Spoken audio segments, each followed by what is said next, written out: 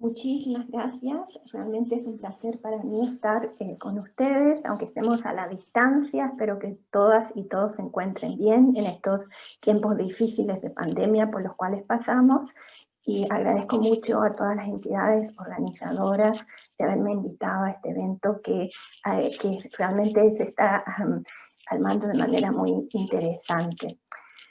Entrando de lleno a la pregunta de las lecciones que hemos aprendido en materia de la prueba de elementos contextuales de crímenes internacionales, y después hablaré de la responsabilidad, realmente hemos aprendido lecciones bastante importantes.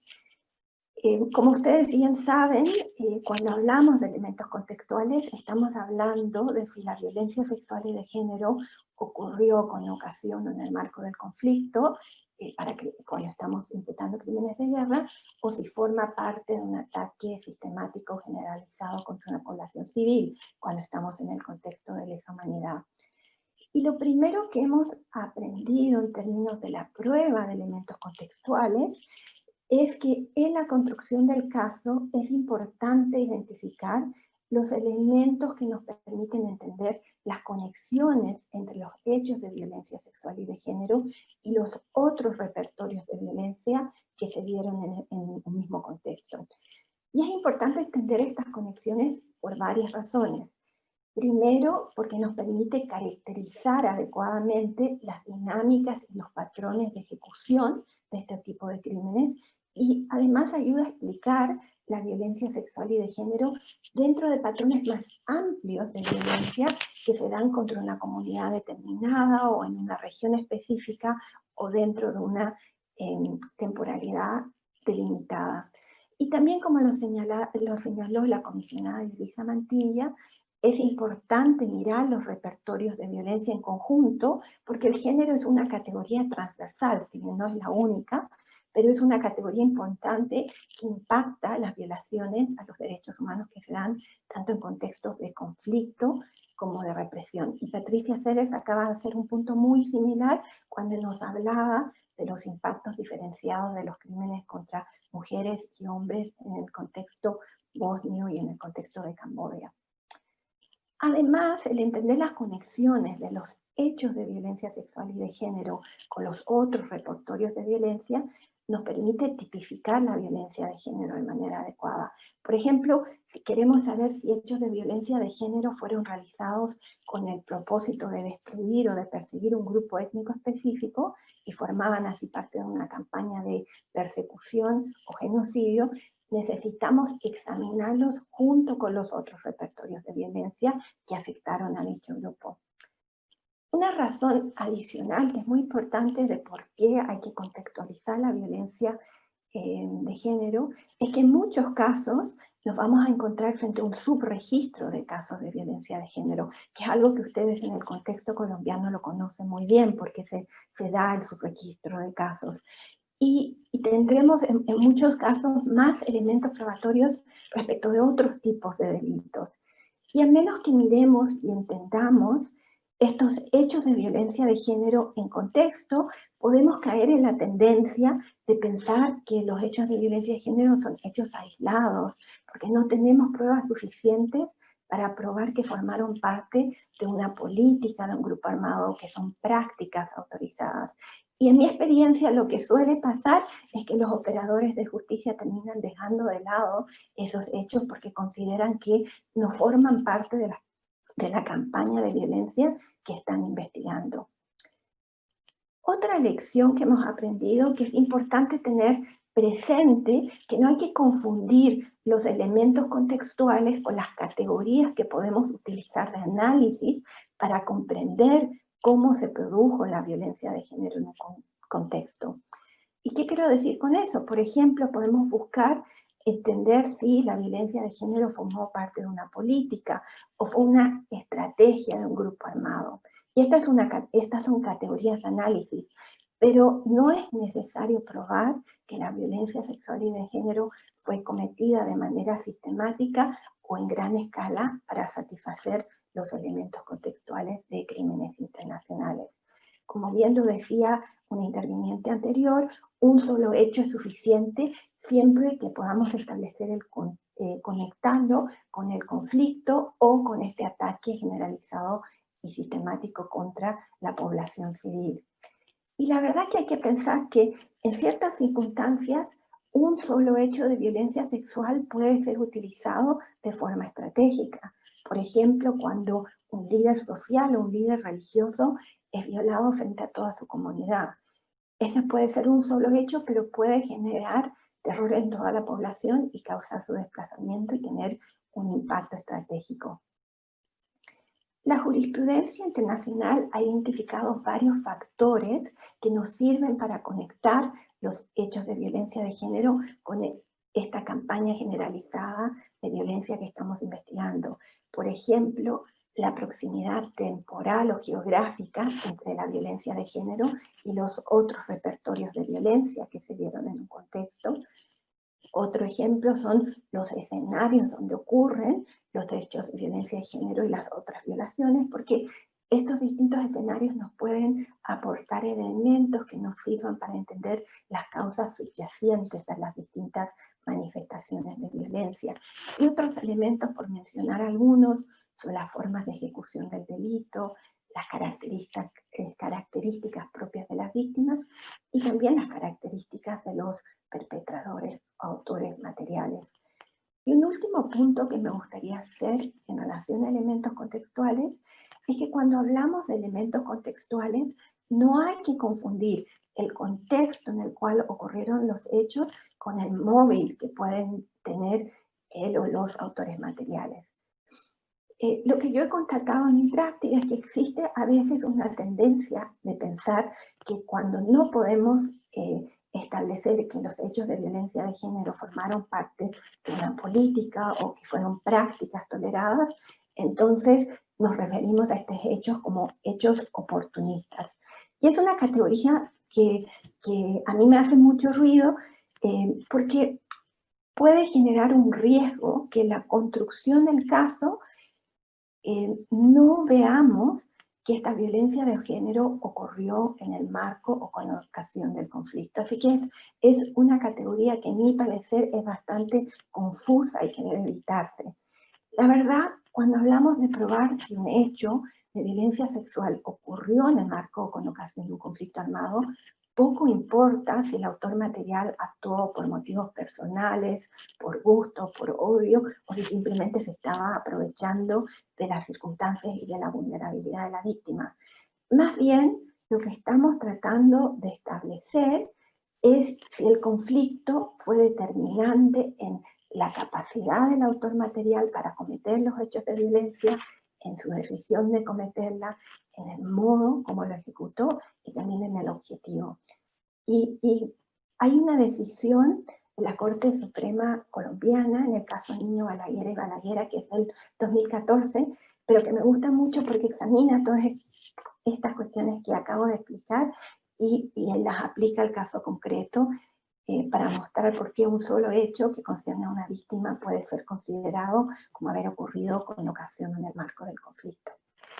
Paso ahora a la segunda pregunta, que tiene que ver con la atribución de responsabilidad. Y aquí también, en materia de derecho penal internacional, hemos aprendido lecciones muy importantes. Y voy a partir con una que les va a parecer muy obvia, pero la voy a mencionar igual, que lo que hemos aprendido es que, al igual que con respecto de todas las otras categorías de delitos, todas las formas de responsabilidad pueden ser utilizadas para atribuir responsabilidad por crímenes de violencia sexual y de género. ¿Y por qué menciono un punto tan obvio? Porque nos hemos demorado bastante en derecho internacional y bueno, también a nivel doméstico en muchos países, en comprender que cuando hablamos de autoría en materia de violencia sexual y de género, no solamente estamos hablando del autor material, sino que estamos hablando de todos quienes contribuyen de distintas maneras a la vulneración de los derechos de las víctimas. Actualmente hemos avanzado mucho en entender la autoría de manera amplia en derecho penal internacional y entendemos que son autores quienes tienen la capacidad de decidir si un delito es cometido o no, y cómo se comete, y tienen además la capacidad de impedir que el delito sea cometido. Y hay distintas teorías de responsabilidad que han sido utilizadas a nivel de tribunales internacionales.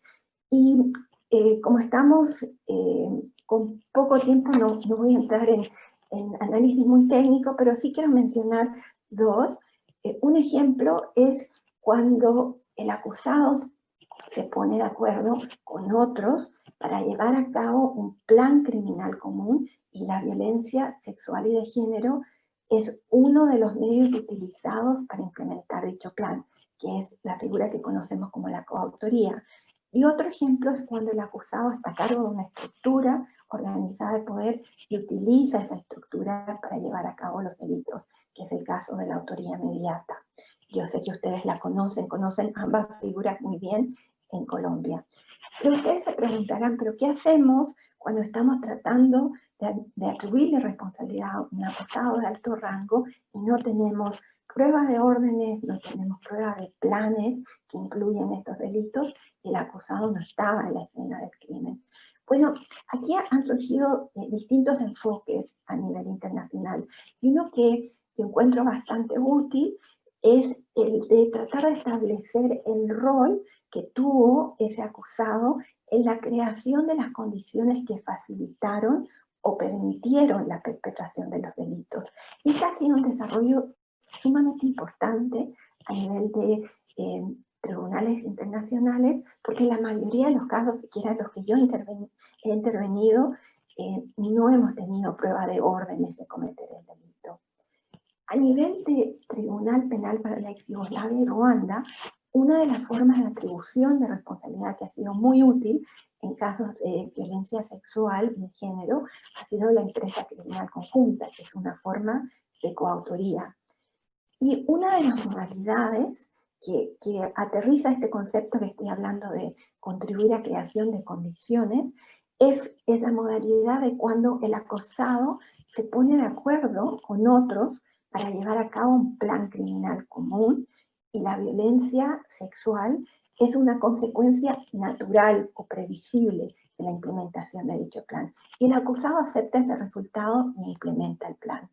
Entonces, la responsabilidad se atribuye en virtud, primero, por el rol que tuvo en la creación de un riesgo específico para las víctimas, y segundo, en su conocimiento de la posibilidad que ocurrieran hechos de violencia a raíz de ese riesgo, y procedió igual. Entonces, si lo vemos desde la perspectiva del derecho civil, es una forma de reconocer el dolo eventual. Debo señalar, sí, que a nivel de la Corte Penal Internacional, el dolo eventual no ha sido aceptado.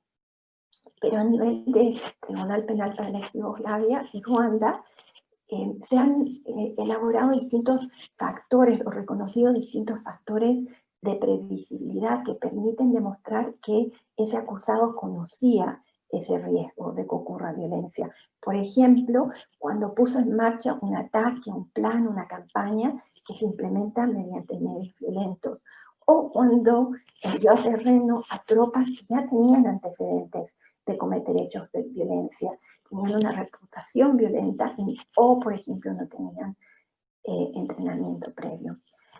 Quiero aquí también traer a colación lo que ha sido la experiencia de otros países latinoamericanos, porque han habido desarrollos importantes también en otros países latinoamericanos, por ejemplo en Argentina y en Guatemala.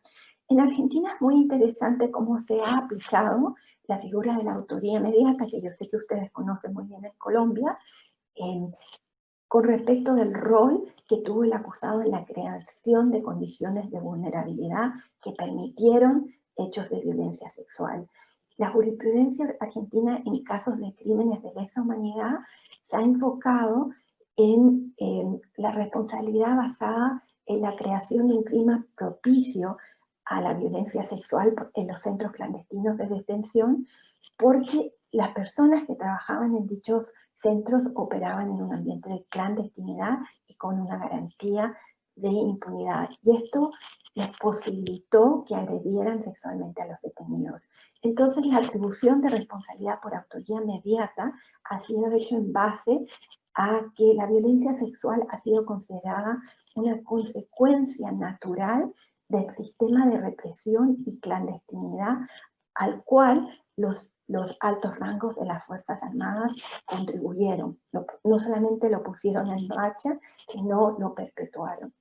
Eso lo menciono como reflexión simplemente para los que estén participando, que están mirando, que están examinando esta cuestión de atribución de responsabilidad y están buscando estrategias. Hay mucha jurisprudencia argentina muy interesante. El caso Aliendo del 2012 es donde empieza esta tendencia. Dos puntos antes que se me acabe el tiempo, últimos respecto de la responsabilidad. Primero, hablé de la importancia de la contextualización cuando estamos tratando de conectar la violencia sexual y de género con otros repertorios o con un contexto generalizado de violencia. Pero la contextualización también es importante cuando estamos tratando de atribuir responsabilidad, porque nos permite enfocar la investigación y la construcción del caso en una campaña de violencia y no solo en hechos aislados de violencia sexual y de género. Y nos permite también enfocarnos en las acciones de los distintos grupos armados y estructuras que participaron en la implementación de la campaña de violencia y no solo en la conducta de perpetradores individuales. Entonces, lo que hace la contextualización es que nos permite conectar esta violencia de género con los objetivos de la campaña criminal y mostrar que fue uno de los repertorios más utilizados por el acusado y por otros miembros de su grupo para implementar esta campaña. Último punto que tiene que ver con la omisión. También se ha avanzado a nivel de derecho penal internacional en reconocer la responsabilidad que le cabe a los superiores jerárquicos por omitir a sus funciones de control y supervisión de sus subordinados. Y aquí también se ha reconocido la responsabilidad por la creación del riesgo para las víctimas, puesto que según cómo se ha definido la responsabilidad del superior jerárquico, el superior es responsable no solo cuando sabía que las fuerzas bajo su mando estaban cometiendo, se aprontaban a cometer delitos, sino además cuando deberían haber sabido. Y yo sé que en el marco jurídico de la JEP, el dolo y el conocimiento están definidos de manera distinta, pero lo menciono igual para que vean este avance. Y último punto, sí, es importante para concluir que cuando estamos frente a situaciones en que los hechos de violencia de género ocurren en el contexto de una campaña de violencia contra la población civil, y dicha campaña se da con el conocimiento y el aval de los mandos superiores y en base a decisiones estratégicas adoptadas por el mando superior, la responsabilidad que cabe ahí no es una responsabilidad de omisión, sino una responsabilidad por acción y debe ser imputada de esa manera. Voy a concluir ahí y quedo obviamente disponible para responder a preguntas.